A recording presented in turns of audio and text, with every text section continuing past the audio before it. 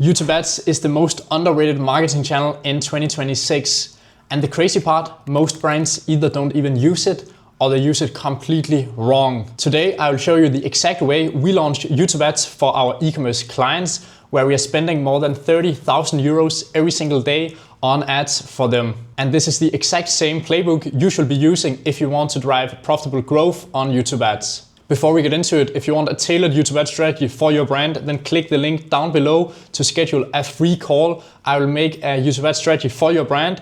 If you like it, amazing. If you don't like it, then just tell us to fuck off. Alright, so why is it YouTube is still overlooked? Because it sits in the weird middle ground between Meta and Google. Meta marketers don't really have the patience for it.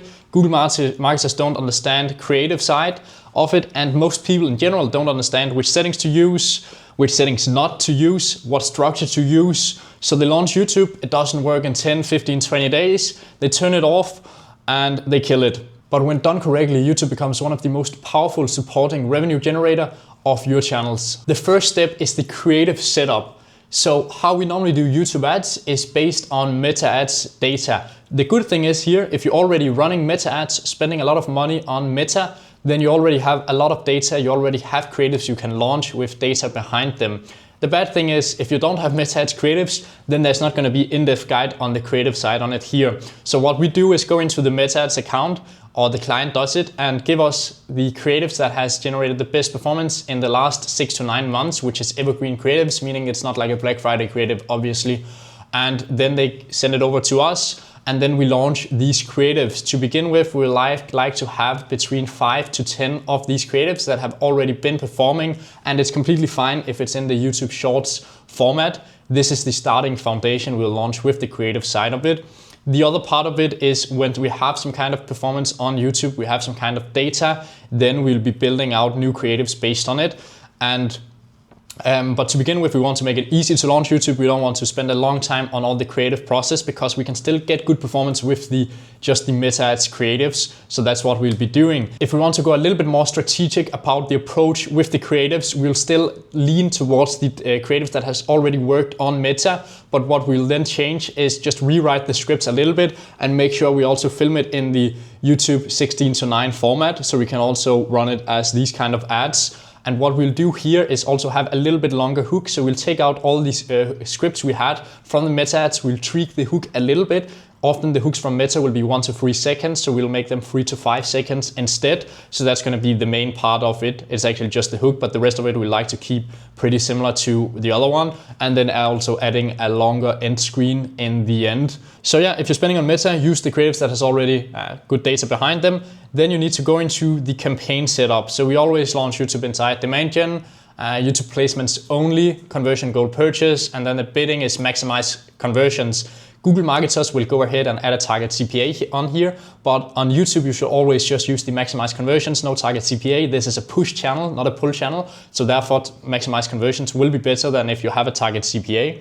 That's what we have definitely seen. And then also enable product feed for the products. And then the step 2 is going to be on the budget. This is not where you'll go ahead and spend 20, 30, 40% of your Google Ads budget. I mean, if you don't really have Google Ads budget, then obviously that makes sense to spend more in percentage. But in general, if you're already established on Meta and Google spending a lot of money in both these channels, which is most cases, then we'll start out with 5 to 10% of the total Google Ads budget into the new YouTube campaign. Then you set it up with the settings. I'll also get a little bit more in the settings right after here. And then you just leave it, don't touch it, don't do anything for 3 weeks. It needs this time, don't touch it at all for 3 weeks. This is where most advertisers actually fail, is on doing nothing, because people feel like, oh, I have to do it, I have to do some work. No, you don't have to here on YouTube. Just let it run for 3 weeks before doing anything. And then going to the settings, the structure. So the first thing is devices, just run on computer, mobile, remove tablets and TV screens. These placements rarely drive purchases.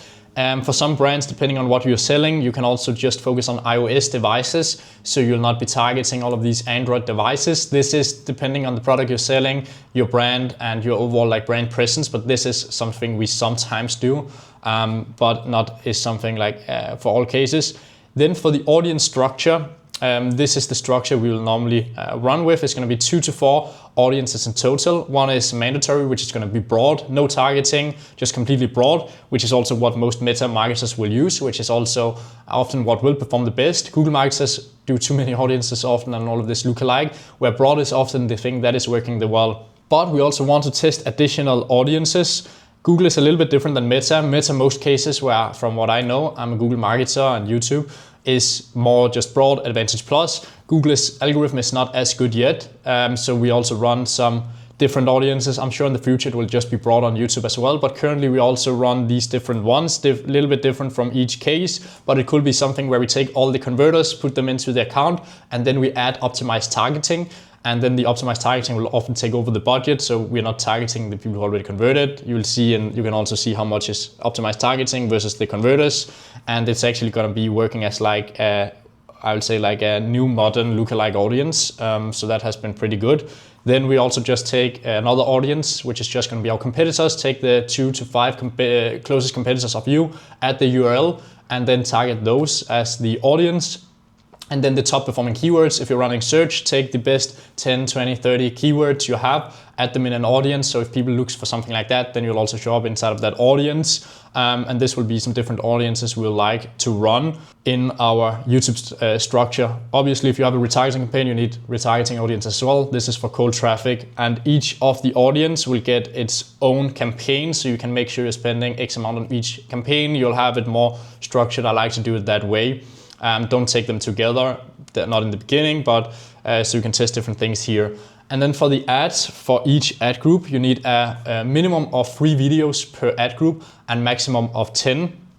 Each ad should be 1 video, so don't go in and make 1 ad with 5 videos. We just like to have 1 ad, because if you run YouTube, you know you can go in and add 5 videos in 1 ad. But we just add 1 ad with 1 video. And then also you turn off asset optimization, so they cannot resize your videos, they cannot do cut downs, they cannot do anything edit to your video. We don't like them to do that. We have seen some very bad cases with it, and we don't really know also how it's going to be look with all the things they do.